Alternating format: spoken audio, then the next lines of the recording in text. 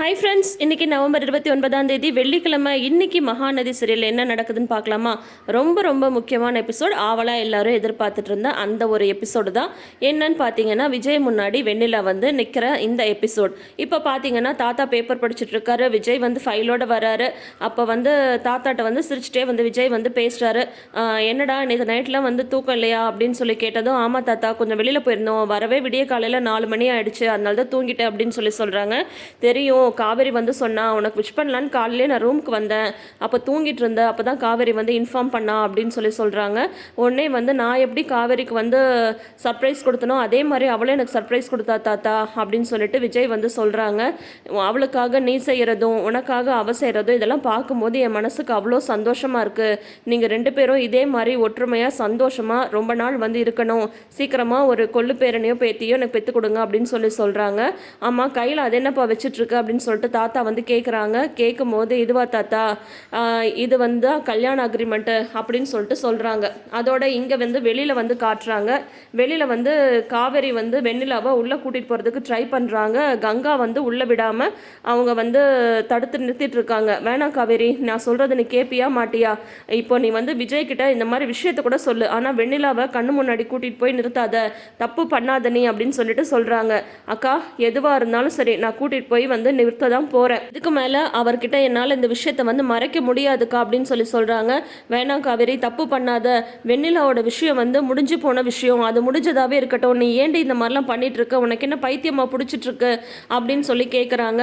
இல்லைக்கா, எனக்கு பைத்தியம் இல்லை, அவரோட மனசில் நான் இருக்கேனான்னு எனக்கு வந்து தெரியணும். அதுவும் வெண்ணிலா பக்கத்தில் இருக்கும்போதே அவரோட மனசில் எனக்கு என்ன இடம் இருக்குன்னு எனக்கு தெரிஞ்சே ஆகணும். என்னை நீ தடுக்காத அப்படின்னு சொல்லிடுறாங்க. காவேரி, நான் சொல்கிறது கேளுடி கேளுடின்னு இவங்க கங்கா வந்து சொல்கிறாங்க. ஆனால் வந்து கேட்காம காவேரி வந்து வெண்ணிலாவை கூட்டிட்டு உள்ளே போகிறதுக்கு போகிறாங்க. அப்போ பார்த்தீங்கன்னா உடனே வந்து விஜய் வந்து சொல்கிறாங்க, இந்த கல்யாண அக்ரிமெண்ட்டை நினச்சி இன்னி வரைக்கும் காவேரி வந்து பயந்துட்டு இருக்கா தாத்தா. இதை வந்து ஒரு ஜஸ்ட் பேப்பராக கூட நான் மதிக்கிறத விட்டு ரொம்ப நாள் ஆச்சு. ஆனால் அவளோட மனசில் இதை பற்றின பயம் வந்து இருந்துகிட்டே இருக்குது. அதனால தான் அவள் வந்து எனக்கு பர்த்டேக்கு சர்ப்ரைஸ் கொடுத்தால, அதே மாதிரி என்னோட பர்த்டேக்கு நான் வந்து அவளுக்கு ஒரு ரிட்டர்ன் கிஃப்ட் தரப்போகிறேன். அவள் கண்ணு முன்னாடியே இந்த அக்ரிமெண்ட்டை வந்து கிழிச்சு போட போகிறேன் அப்படின்னு சொல்கிறாங்க. சரி, காவேரி எங்கே தாத்தா அப்படின்னு சொல்லிட்டு கேட்குறாங்க. தெரியலப்பா, எங்கேயோ வெளியில் போயிருக்கா போல இருக்கு அப்படின்னதும், எனக்கு ஏதாவது மறுபடியும் கிஃப்ட் வாங்க தான் போயிருப்பா, நான் அவளுக்கு கால் பண்ணி பார்க்குறேன் அப்படின்னு சொல்லிட்டு கால் பண்ண போகிறாங்க. பார்த்தா காவேரி வந்து வாசலில் நிற்கிறாங்க.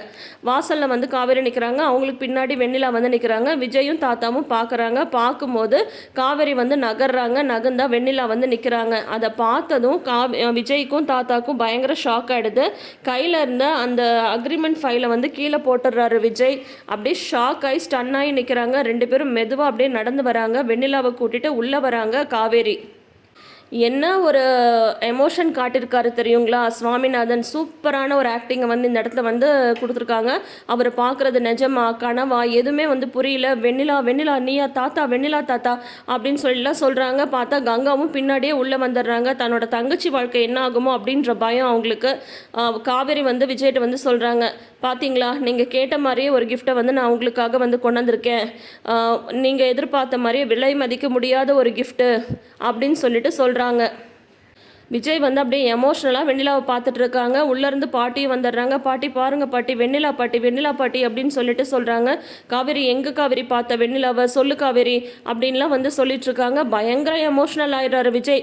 அவருக்கு என்ன நடக்குதுன்னு ஒன்றுமே புரியல. உட்கார்றது, எந்திரிக்கிறது, அழறது, பதறதுன்னு சொல்லிட்டு எல்லா எமோஷன்ஸையும் அப்படியே கொட்டி தீர்த்துருக்காரு. சூப்பரான ஒரு நடிப்பை வந்து இந்த இடத்துல அவர் கொடுத்துருக்காரு. அப்போ பார்த்தீங்கன்னா கரெக்டாக ராகினியும் அஜயும் வந்து வராங்க. வந்து என்னாச்சு வெண்ணிலா, என்ன உனக்கு தெரியலையா, ஏன் எதுவுமே பேச மாட்டேன்ற, சொல்லு காவேரி, எங்கே பார்த்த, எப்படி உனக்கு வந்து வெண்ணிலா வந்து தெரிஞ்சது அப்படின்னு சொல்லும்போது உடனே ராகினி வந்து ஆரம்பிக்கிறாங்க. ஸ்கோர் பண்ணணும் இல்லையா இந்த இடத்துல அவங்க, அதனால் அவங்க வந்து ஆரம்பிக்கிறாங்க. சொல்லு காவேரி, நான் சொல்லட்டுமா அப்படின்னு சொல்லிட்டு ராகினி வந்து சொல்கிறாங்க. மீனாட்சி பெண்கள் காப்பகத்தில் தான் அவங்க இருந்தாங்க அப்படின்னு சொல்கிறாங்க. நீங்கள் கூட காவேரியோட பர்த்டேக்கு அங்கே போயிருந்தீங்களே, அங்கே தான் அப்படின்றாங்க. அங்கேயா அப்படின்னு சொல்லிட்டு விஜய் வந்து கேட்குறாங்க. ஆமாம், அங்கே தான் வந்து வெண்ணிலா வந்து இருந்தாங்க அப்படின்னு சொல்லும்போது, ஏன் நீங்கள் இந்த விஷயத்தை வந்து என்கிட்ட சொல்லலை அப்படின்றாங்க. நாங்கள் தான் வந்து அப்பயே சொன்னோமே, காவேரி பிறந்தநாள் அன்றைக்கே வந்து வெண்ணிலா அங்கே தான் இருக்காங்கன்றதை நாங்கள் வந்து கண்டுபிடிச்சிட்டோம் அப்படின்னு சொல்லிட்டு சொல்கிறாங்க. காவேரி பர்த்டே அப்போ அப்படின்ற மாதிரி இருந்தால் அது முடிஞ்சு ஒரு வாரம் ஆச்சுல, ஒரு வாரமாக ஏன் இந்த விஷயத்த வந்து சொல்லலை அப்படின்னு சொல்லும்போது என்ன நடந்தது உண்மையை சொல்லுங்க அப்படின்னு சொல்லிட்டு சொல்கிறாங்க. என்ன காவேரி இப்படி கேட்குறாரு, நான் தான் உன்னோட பர்த்டே அன்னைக்கு இந்த விஷயத்த உங்ககிட்ட வந்து சொல்லிட்டேனே, நீ வந்து ஏன் விஜய்கிட்ட சொல்லலை, நீங்கள் இதை வந்து காவேரிகிட்ட தான் கேட்கணும் விஜய் அப்படின்னு சொல்லிட்டு ராகினி வந்து ஏற்றி விடுறாங்க. அதுக்கப்புறம் வந்து காவேரி வந்து அது வந்து நான் வந்து அப்படின்னு சொல்லிட்டு காவேரிக்கு வந்து வார்த்தையே வரமாட்டேங்குது. ஏன்னா விஜயோட அந்த எமோஷன்ஸை பார்த்துட்டு காவேரி வந்து அப்படியே பயந்து போயிருக்காங்க. அவங்களுக்கு என்ன நடக்குதுன்னே தெரியல. அவங்களுக்கு அந்த மனசில் இருக்கிற அந்த பயம், எங்கே வந்து நம்ம மிஸ் பண்ணிடுவோமோ விஜயை அப்படின்ற ஒரு பதட்டம், அந்த நடுக்கம் எல்லாத்தையும் காவேரியுமே வந்து ரொம்ப அழகாக வந்து வெளிப்படுத்தியிருக்காங்க. இப்போ வந்து அஜய் வந்து சொல்கிறாங்க, ஒரு நாள் நானும் ராகினியும் காரில் போயிட்டு இருக்கும்போது நாங்கள் வந்து வெண்ணிலாவை பார்த்தோம் அப்படின்னு சொல்கிறாங்க. ஏன்டா அப்பயே என்கிட்ட சொல்லன்னு சொல்கிறாங்க. ஒன்றே இல்லைண்ணே, நான் வந்து சொல்லியிருப்பேன், நான் வந்து அப்போ அந்த விஷயத்த சொன்னால் காவேரிக்கு எதிராக நாங்கள் ஏதோ மறுபடியும் பிளான் பண்ணுறோன்னு நீங்கள் நினச்சிருப்பீங்க, அதனால தான் சொல்லலை. சரி அது வெண்ணிலா தானான்னு கன்ஃபார்ம் பண்ணிவிட்டு எங்கே இருக்காங்கன்னு சொல்லிட்டு எல்லாத்தையும் கண்டுபிடிச்சிட்டு உங்கள்கிட்ட வந்து சொல்லணும்னு சொல்லிட்டு அதே வேலையாக இருந்து தேடி கண்டுபிடிச்சோம் வெண்ணிலாவை அப்படின்னு சொல்கிறாங்க. வெண்ணிலா அப்படியா, நானுமே அங்கே வந்திருந்தேனே, உன்னை பார்க்காம வந்துட்டேனே வெண்ணிலா, பேசு வெண்ணிலா அப்படின்னு சொல்கிறாங்க. இல்லை அதுக்கு முன்னாடி வெண்ணிலாவுக்கு என்ன நடந்ததுன்னு உங்களுக்கு வந்து தெரியணும்ல அப்படின்னு சொல்லும்போது வெண்ணிலாவுக்கு என்னாச்சு அப்படின்றாங்க. காவேரி நீயே சொல்லு காவேரி அப்படின்னு சொல்லிட்டு ராகினி வந்து சொல்கிறாங்க.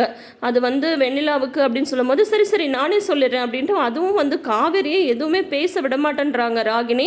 உடனே இந்த மாதிரி வந்து வெண்ணிலாவுக்கு வந்து ஆக்சிடென்ட் ஆகிடுச்சு, அந்த ஆக்சிடெண்ட்டில் வந்து அவங்க அப்பா அம்மா வந்து ஸ்பாட்லேயே இறந்துட்டாங்க, அதனால அவங்களுக்கு வந்து மெமரி லாஸ் ஆகிடுச்சு அப்படின்னு சொல்கிறாங்க. மெமரி லாஸ் ஆகிடுச்சா, அப்போது என்ன உனக்கு தெரியலையா வெண்ணிலா, நான் தான் உன் விஜய் என்ன தெரியலையா அப்படின்னு சொல்லிட்டு இவர் வந்து சொல்லிட்டு இருக்காரு. அப்படியே அப்போ காவிரியை பார்க்கணுமே, பாவமாக இருக்குது. ஐயோ ஏன் தான் இந்த பொண்ணுக்கு இப்படி ஒரு சூழ்நிலையோ அப்படின்ற மாதிரி நம்மளுக்கே வந்து தோணுது. இந்த இடத்துல வந்து பார்த்திங்கன்னா இந்த பர்டிகுலர் எபிசோடில் காவேரியாக நடிச்சிருக்கிற லக்ஷ்மி பிரியாவும் சரி, விஜயா நடிச்சிருக்கிற சுவாமிநாதனும் சரி, அவங்களோட நடிப்பை சும்மா அள்ளி தெளிச்சிருக்காங்க அப்படின்னே வந்து சொல்லலாம். ஏன்னா அப்படி ஒரு எமோஷனலான எபிசோடாக தான் இப்போ வந்து இருந்திருக்கு. ஸோ இந்த ஒரு ஷாக்கிங்கான ஒரு இதோட இன்றைக்கி வந்து முடிச்சிருக்காங்க. ஸோ நெக்ஸ்ட் வீக் வந்து பார்க்கலாம். எப்படியோ விஜய் வந்து அதுக்கு அடுத்தது வெண்ணிலாவுக்கு ட்ரீட்மெண்ட் கொடுப்பாரு, எல்லாமே ஓகே தான். இப்போ காவேரிக்கு வந்து என்ன தெரியணும்னா விஜயோட மனசில் அவங்க இருக்காங்களா, வெண்ணிலாவையும் தாண்டி அவங்க இருக்காங்களான்றதை தெரிஞ்சுக்கணுன்றதுக்காக தான் வெண்ணிலாவை கூட்டிகிட்டு வந்து நிப்பாட்டியிருக்காங்க காவேரி. ஸோ இனி விஜயோட முடிவு என்னவா இருக்கும் அப்படின்றத நம்மளுக்குமே ஒரு கேள்விக்குறியாக தான் இருக்குது. என்ன நடக்குதுன்னு சொல்லிட்டு வெயிட் பண்ணி பார்க்கலாம். தொடர்ந்து அப்டேட்ஸ்க்கு நம்ம சேனலை சப்ஸ்கிரைப் பண்ணி வச்சுக்கோங்க. நோட்டிஃபிகேஷன் பெல் ஐக்கானில் ஆல் சிம்பிள் கிளிக் பண்ணிக்கோங்க. காவேரியா வெண்ணிலாவா நீங்கள் என்ன நினைக்கிறீங்கன்றதை மறக்காமல் கமெண்ட் செக்ஷனில் சொல்லுங்கள். காவேரியாக இருக்கணும்னு தான் நம்ம எல்லாருமே நினைக்கிறோம். பார்க்கலாம் என்ன நடக்குதுன்னு. Wait and watch. தேங்க்யூ.